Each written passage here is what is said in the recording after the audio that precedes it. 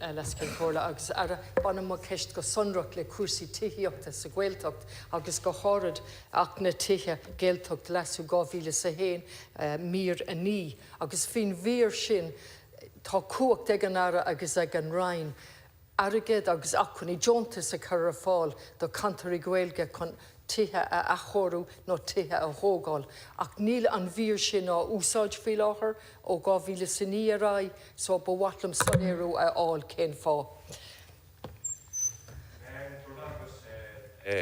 Leis can cóla agus gur mar agus tithíochta freisin mar sáildan teachta leis can cóla tá cúrsaí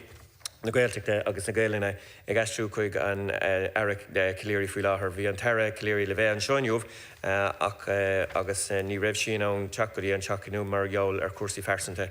Rinne an rialtas ordúd seachtain seo de mar chun feimine Gaelge agus Gaeltacht a aistú chuig an rain forbathe pobl agus Gaeltacht agus tuigh an tordú I bhaim ar an céad lá mí meitheamh is an Tara Cléirí thura go freigre ar ceisina na dála a seo amach. Ach maidir leis an céis seo mar sóil don teachtar rinne an rialtas ordú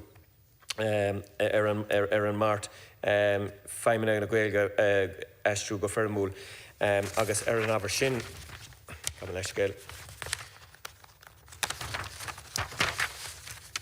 Tá mé anólach ar na dúchláin atá I gceannta Gaeltacht a tithíochta a chur fáil ar price réisiúnta do dhaoine áitiúla. Seo dúchláin atá níos leine ná na Gaeltacht féin ar nói agus tá an rialtas seo anna gníomhach sa réimhse. Níl sé géiste an rialtas céim na Jontas tithíochta Gaeltachta a reachtáil a ríis ach tá an rain ag obair go dlú leis an rain tithíochta agus údarás na Gaeltachta chun takeíochtaí breise a chur fáil do bhainte na Gaeltachta. Tá caintean ar siúl faoi láthair idir an rain tithíochta agus ifigí na ranna Gaeltachta maidir le pleanala I gceannta Gaeltachta agus tá grúpa ibrithe buna ag an dá rain mar réon le údarás na Gaeltachta agus údarás a túla chun na ceis seo a scrúdú. Mar cuid an obair seo tá an rain tithíochta rialtas áitiúil agus éireachta ag dreachtú trolaí na pleanala Gaeltachta faoi láthair ag teach le Gaeltacht sa tuga sa clár rialtas. Ó thaobh na Gaeltachta de thuirligh an bille údarás na Gaeltachta leasú cuachtaín nua don údarás talamh a chur fáil le haig tithíochta I gceanntar Gaeltachta agus cúignámaí I gceann damalín. Mí mágad ara agus tuigim nach do cuaram so tuigim do cás agus bhfuiltuigh seasamh an seo inionad an ara Cléirí. Ach is cúis dímá agus imní go bhfuil sé ráite go neamhhalamh a gibhanis nach bhfuil sibh chun scéim na Jontas a chuirte reis. Agus ní hiicum cin fá mar bhí sé sin ag feimú bhí sé go maith agus I 2009 chuir sibh ceithre mhilún ar fáil don scéim seo. Agus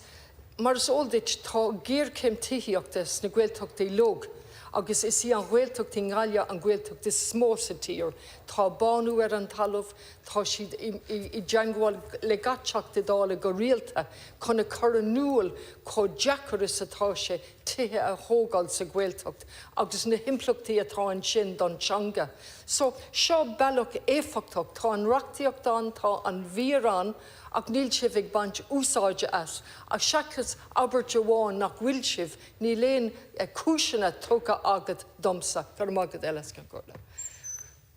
Les can cóla go mágad agus go mágad a theachta agus tuigim go silir cé cóhabhacht agus bhfuil ceis seo mar do bhí mé sa rain na Gaeltachta bhí anna simagum ar an ábhar sin agus tuigim cé cóhabhacht agus bhfuil sé Níl bhain na ceanntar Gaeltachta agus a freisin daoine les muid an Gaeltacht ina bhfuil simachá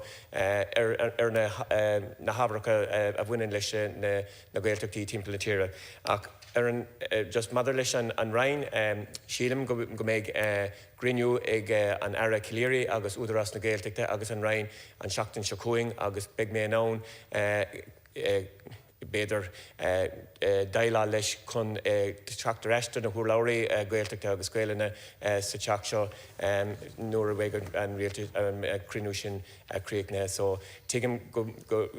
níl sé an faoi láthair ach déananig sé dhíthil na ceis sin a raigad maybe an teachtain seo cuaing.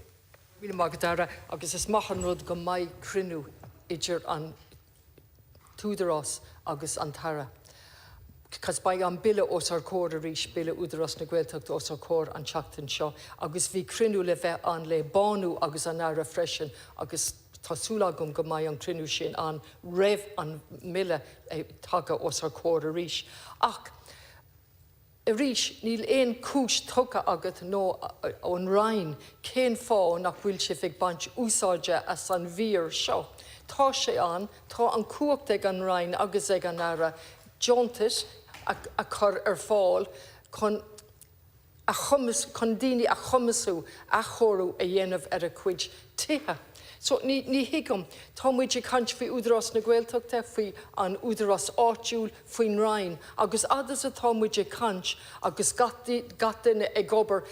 I meallach nach bhfuil tagtha le chéile tá géir céim tithíochta agan agus ní féidir ghlacu leis gur mágad a leiscean córa. Gur mágad a leis córa agus ein tíim leit a heachta tuigim cé có hábhachtach sa bhfuil an ábhar seo agus tuigim cé có fada is a bhfuil míad sa teach seo ag cain faoin ábhar sin agus maidir leis na ceantar Gaeltachta sé sin an cúrsaí fallasa is tábhachtach dus na daoine ina bhfuin cónaí orthu sa Gaeltacht. Ach maidir leis an ara cléirí, beidir go méid sé ann teachta reis dus na thuirlabhraí Gaeltachta agus Gaeilge nuair a méid sé reis a rís an teachtain seo cuaing agus rih an bhile a cór os cór na dála chun dailá leis an ábhar sin.